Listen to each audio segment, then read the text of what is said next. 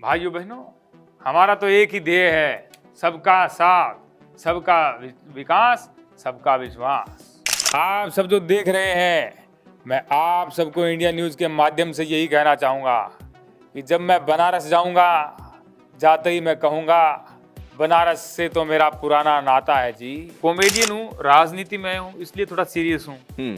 वो जो है वो राजनेता है, राजनीति में है और वो कॉमेडी कर रहे हैं। तो लोग जो कहते हैं कि भैया मोदी जी से मेरा घर चल रहा है, तो ये बात बिल्कुल सही है, मोदी जी की वजह से घर चल रहा है। पब्लिसिटी के पीछे जो हमें डर है, नुकसान है, पूरी जिंदगी का नुकसान है। हमने जिंदगी दांव पे लगा करके काम किया। मैंने 15 लाख सबके खाते में आ जाएंगे। अब किसी के आए नहीं आए, मैं कह रहा हूँ मेरे आए हैं, आपको क्या तकलीफ है? लोकसभा चुनाव का प्रचार बहुत तेजी से शुरू हो गया है, नेताओं की बयानबाजी भी शुरू हो गई है। इस बीच सबकी निगाहें यूपी के खास या हाई प्रोफाइल सीट कहे जाने वाले बनारस पर आकर के टिक गई। जी हाँ, एक हफ्ते से बनारस सीट चर्चा में इसलिए नहीं है कि पीएम मोदी वहां से तीसरी बार चुनाव लड़ने जा रहे हैं, लेकिन चर्चा में इसलिए है कि पीएम मोदी को तगड़ी चुनौती देने का दावा कर चुके हैं और ताल ठोकने जा रहे हैं रील की दुनिया के मोदी। जी हाँ, हमारे साथ हैं रील की दुनिया के मोदी। अब उनसे उनका परिचय उनके चेहरे से जानते हैं, उनसे बात भी करेंगे। क्या ख्याल है आपका, मोदी जी को चुनौती क्यों? देखिए, मोदी जी को चुनौती इसलिए कि जो मैंने देखा सूरत में जो हुआ। सूरत में क्या हुआ? सूरत में जो कांग्रेस का कैंडिडेट है, उन्होंने उनको समर्थन दे दिया और बाकी जो कैंडिडेट है उन्होंने पर्चा वापस ले लिया। तो सूरत की जनता के साथ जो है वोटिंग का अधिकार भी छीन लिया गया, उनको वोटिंग करने का अधिकार भी नहीं रहा। वोटिंग, बहुत बड़ी बात कह रहे हैं, वोटिंग का अधिकार छीन लिया गया। वोटिंग का अधिकार छीन लिया गया क्योंकि वहां पे इलेक्ट हो गए वो बीजेपी के कैंडिडेट। हाँ, निर्विरोध। तो जिस हिसाब से 10 लोग कैंडिडेट थे और फिर भी निर्विरोध होना, ये तो बड़ी बात है। और जिस हिसाब से वो, जिस तरीके से हुए वो, जब वो हुआ चीज़ें, तो भी मैंने सोचा, मैंने कहा चलो कॉमेडी करते हैं इस पर। उसके बाद जब मैंने देखा इंदौर में वो फिर कैंडिडेट ने दे दिया, तो मुझे लगा आजकल में जो है ना ये पर्चे उठाएंगे और वो फिर निर्विरोध बनेंगे। तो 400 पार के अंदर 2 लोग तो ऐसे ये कर देंगे। अब फिर मैंने कहा शुरुआत हुई है तो कहीं और भी हो सकता है ऐसा। तो फिर मुझे लगा कि कहीं वाराणसी में ना उदाहरण पेश करें ये कि मोदी जी को देखो अब की बार निर्विरोध बनाया है। अच्छा, तो फिर मैंने कहा वहां से पर्चा भरते हैं, कम से कम वाराणसी की जनता को मैं बचा सकूं कि उनको वोटिंग का अधिकार है, उनका वोटिंग का अधिकार रहे, तो वहाँ तो रहना ही चाहिए। तो फिर मैंने कहा पर्चा भरेंगे और जब तक चुनाव हो नहीं जाते, रिजल्ट नहीं आ जाता, तब तक बिल्कुल उठाने की कोई गुंजाइश ही नहीं है। जैसे लोग कह रहे हैं कि हम जैसे सब पर्चा उठाएंगे तो मैं भी उठा लूंगा।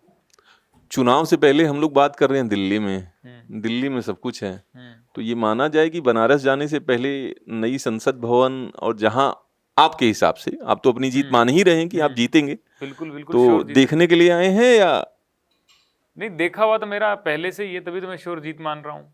अच्छा, दिल्ली तो मेरा पहले से ही देखा हुआ है और जीत वहाँ पे इसलिए कह रहा हूँ कि हम जो जीतेंगे ना, वो जीत केवल यहाँ दिल्ली पहुँचने के लिए नहीं होगी, वो दुनिया में, देश में, हर जगह, मतलब मेन तो देश के लोगों के लिए, बाकी दुनिया में अपने देश के जो लोग रहते हैं उन तक पहुँचने की जो जीत होगी वो हमारी जीत, असली जीत होगी। क्योंकि हम जो चीज़ पहुँचाना चाह रहे हैं वो हम पहुँचा पाएँ, बस हमारा यही इरादा है।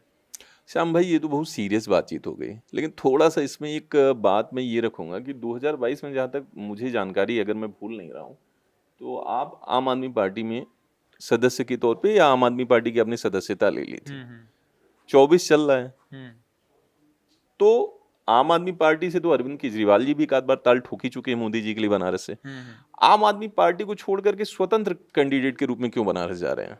देखिए, अभी ये भी सीरियस ही बात है, इसमें भी कोई मजाक नहीं है कि सीरियस इसलिए है कि वहाँ पे गठबंधन है, इंडी गठबंधन है। अब वो जो है सब मिलजुल के बनाया है उन्होंने। आप भी इंडी कहते हैं कि इंडिया? अब हम भी इंडी कहते हैं। अभी तो हम तो विपक्ष में ही है ना, उनके निर्दलीय हैं, तो अब उनके साथ में तो है नहीं गठबंधन में जी। तो उन्होंने जो बनाया है, तो उसमें क्या है कि सब पार्टियां हैं, आपको पता है। अब वहां पे जो लड़ रहे हैं वो अध्यक्ष हैं वहां के, अजय राय जी। जी जी। तो अब अजय राय जी को मैं ये तो बोल नहीं सकता कि हम तो, अब मेरे लिए आम आदमी पार्टी को अलग करो और मैं आम आदमी पार्टी से लड़ूंगा ना। उनको मैं ये बोल सकता हूँ कि आप चलो मत लड़ो, इस बार मैं लड़ लेता हूँ, तो ये भी मैं नहीं बोल सकता। फिर ये है कि मेरा कोई बहुत वो सिर्फ चुनाव जीतना, लड़ना, ऐसा कुछ होता तो मैं कहीं और से भी लड़ता, मैं राजस्थान से लड़ लेता। हमारा वो मकसद वो नहीं है, हमारा मकसद कुछ और है, और वो वही है जो सीरियस बातें हो जाती है। अगर सीरियस ना करके दूसरी बात करें तो ये अच्छी बात है कि मैं राजनीति में आके सीरियस बात कर रहा हूँ, कॉमेडियन हूँ।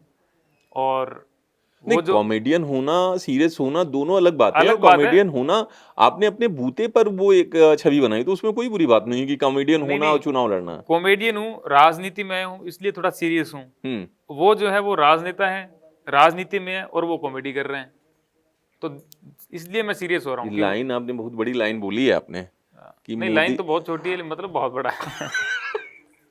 मतलब बहुत बड़ा है। हाँ। तो लगभग लगभग आपका जो करियर रहा है, उस करियर के दौरान आपने देखा जाए तो मोदी जी से रिलेटेड आपने मोदी जी की मिमिक्री, एक बार ख्याल है कि एक बार पेट्रोल डीजल के दाम बहुत ज़्यादा बढ़ गए थे, हम्म।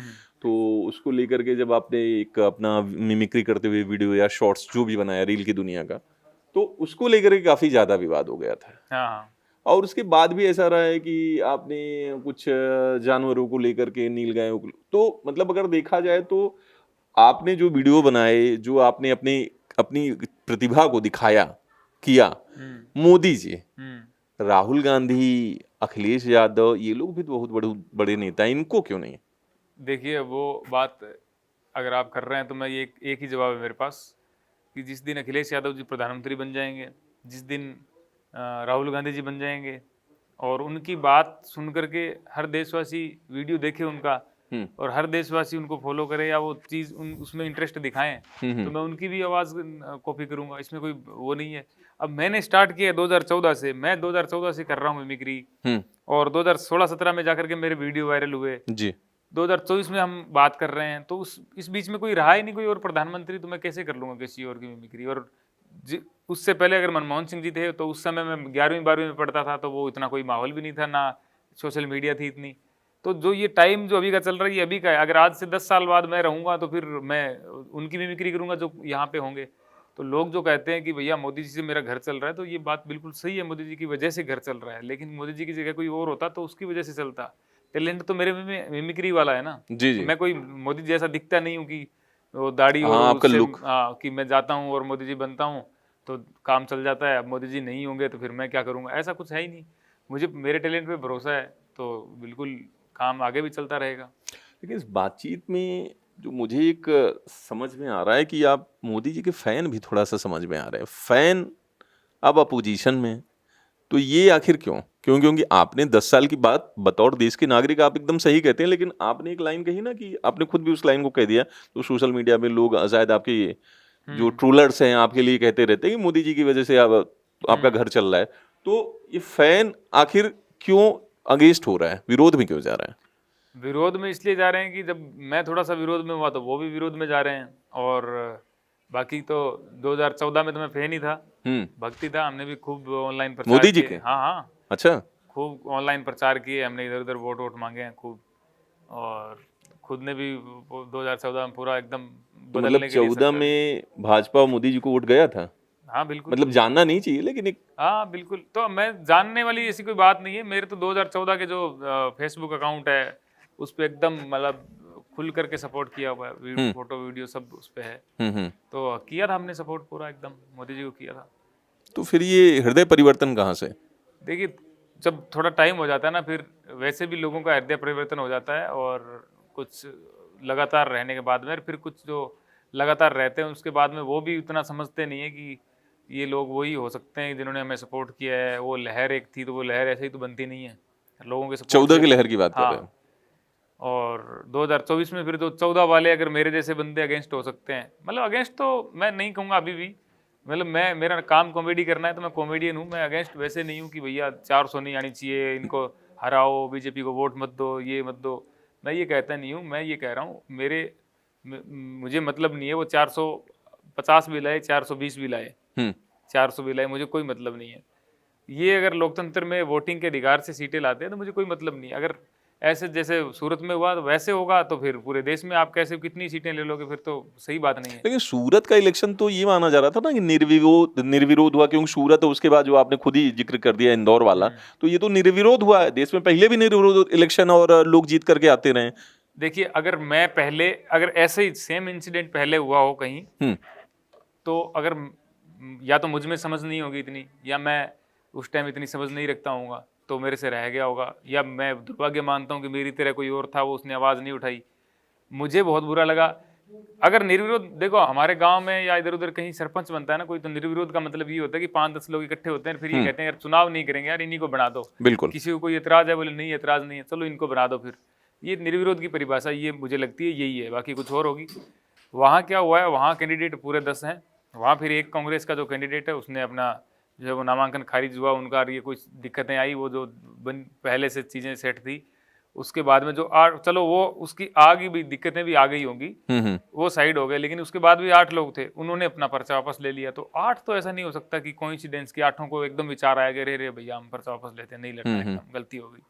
तो ये जो चीज़ हुई, तो अब इस टाइम में हूँ, हो सकता है 10 साल बाद, 20 साल बाद, 50 साल बाद मैं ना हूँ और ये चीज़ हो तो कोई दिक्कत नहीं है। नहीं तो मैं जब तक कहूँगा, जब तक मैं मेरा कर सकता हूँ, मैं आवाज़ उठाऊंगा, मैं ये चीज़ संदेश पहुँचाऊंगा कि भैया ये गलत है, ये नहीं होना चाहिए। आपके हिसाब से सूरत में जो मतलब जो सरकार कह रही है या जो बीजेपी पार्टी कह रही है निर्विरोध चुनाव होना, वो आपके लिए निर्विरोध नहीं है। हाँ। खैर श्याम भाई, आपने ये देखा होगा कि निर्विरोध हुए, आप कह रहे हैं कि निर्विरोध मतलब बतौर बनारस जाना, चूंकि ऐसा तो है नहीं कि आपने जब ये सोचा, तो आपको भी याद होगा जब आपने ये ट्विटर या अपने सोशल मीडिया अकाउंट पे आकर के जब आपने इसको कमेंट किया, तो लोगों ने इसको मजाकिया लहजे में लिया कि मजाक है, ये क्या है, बनारस जा रहे हैं।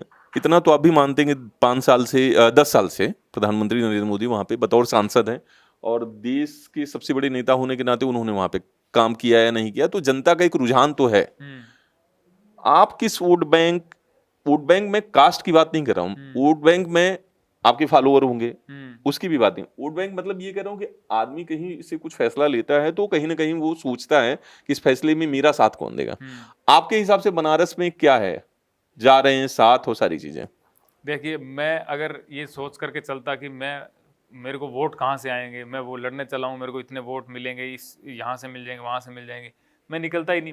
मैं फिर निकलता तो मैं अपनी पार्टी बना के निकलता, पार्टी बना लेता अपनी, कि मैं जब जा ही रहा हूँ, इतने इंटरव्यू दे ही रहा हूँ, तो अपनी पार्टी का प्रचार हो जाएगा।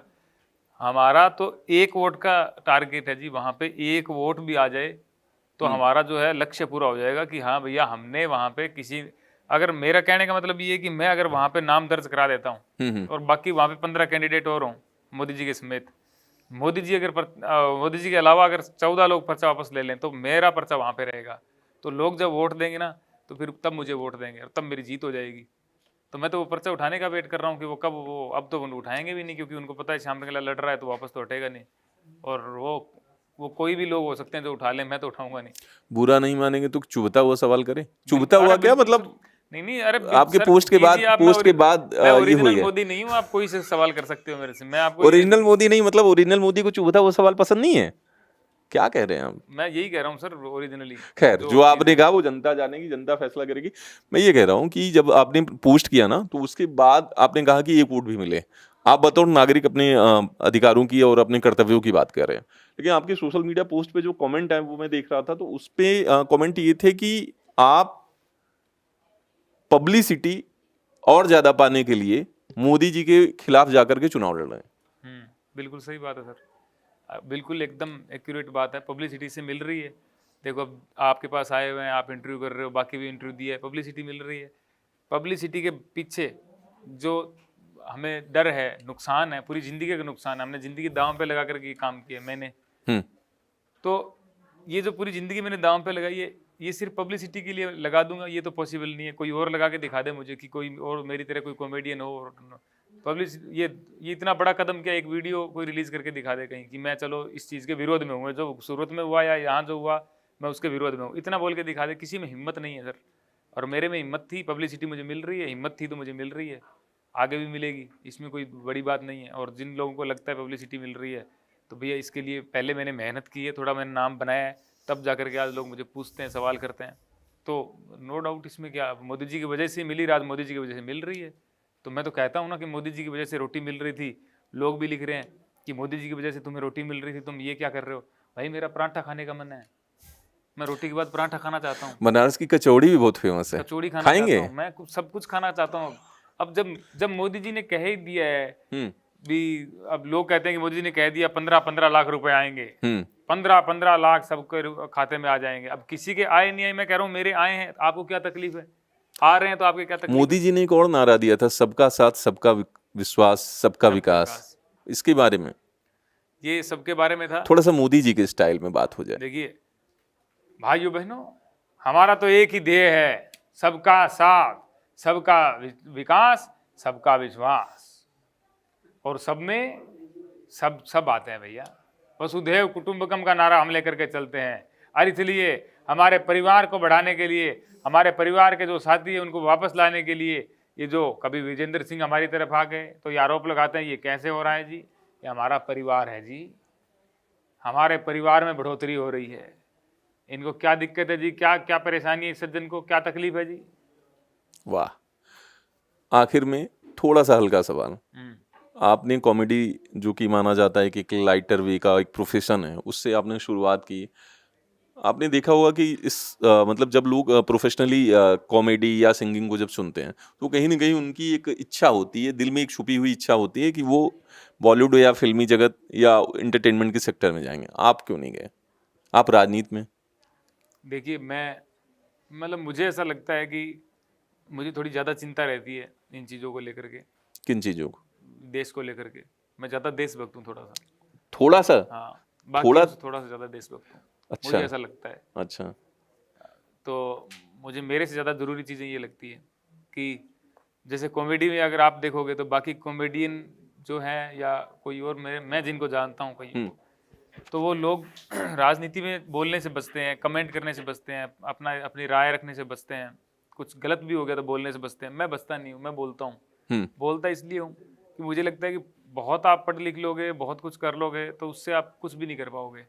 उससे आप उन्हीं की मान पाओगे जिनके पास ये पावर है, और ये पावर नेताओं के पास होती है। अब नेता ये ऐसे काम कर, नेता ये ऐसे बोल रहे हैं, कुछ भी बयान दे रहे हैं, तो फिर वो मतलब नहीं रह जाता है। तो तब मुझे लगता है कि जो मैं जो हूँ थोड़ा सा इस चीज़ में सीरियस हूँ। और जो मुझे कई बार लगता है जब पैसे वैसे खत्म हो जाते हैं तो मुझे लगता है यार नहीं होना चाहिए यार, ये क्या मतलब। तो नेता भी तो अभिनेता बनते, अभिनेता भी नेता बनते, तो इसके बाद माना जाए कि सेकंड पारी का तो मैं कुछ बता नहीं सकता हूँ कब क्या हो जाए। कोई जिस राह पे हम निकल पड़े उस राह में पता ही नहीं कब राह खत्म होगी, कब चलती रहेगी। तो अब तो कुछ कह नहीं सकता हूँ मैं। सेकंड पारी, फर्स्ट पारी कब आउट हो जाएं, कब लास्ट तक टिके रहें, पता नहीं है सर कुछ। शुक्रिया श्याम भाई समय देने के लिए। आपकी ये पारी, सेकंड पारी और सारी पारी बखूबी चलती रहे, आप सफल होते रहें, इसी शुभकामनाओं के साथ। दर्शकों, आपको इंडिया न्यूज के इस मंच पर श्याम भाई के साथ बातचीत कैसी लगी, कमेंट और राय देकर बताइएगा जरूर। श्याम भाई, एक गुजारिश है। हाँ जी सर, बिल्कुल, कि इंडिया न्यूज के बारे में थोड़ा सा कुछ कह दीजिए।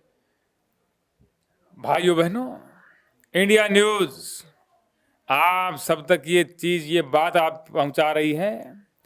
आप सब जो देख रहे हैं, मैं आप सबको इंडिया न्यूज के माध्यम से यही कहना चाहूँगा कि जब मैं बनारस जाऊँगा, जाते ही मैं कहूँगा बनारस से तो मेरा पुराना नाता है जी। जब मैं गाने सुना करता था तब उसमें एक गाना था, खई के पान बनारस वाला। वो बनारस वाला जो पान है वो खाने के लिए मैं तड़प रहा था। अरे इसलिए बनारस से मेरा पुराना नाता हुआ कि नहीं हुआ, हुआ कि नहीं हुआ। तो इंडिया न्यूज़ का बहुत बहुत धन्यवाद करिएगा जो ये बात आप तक पहुंचाई।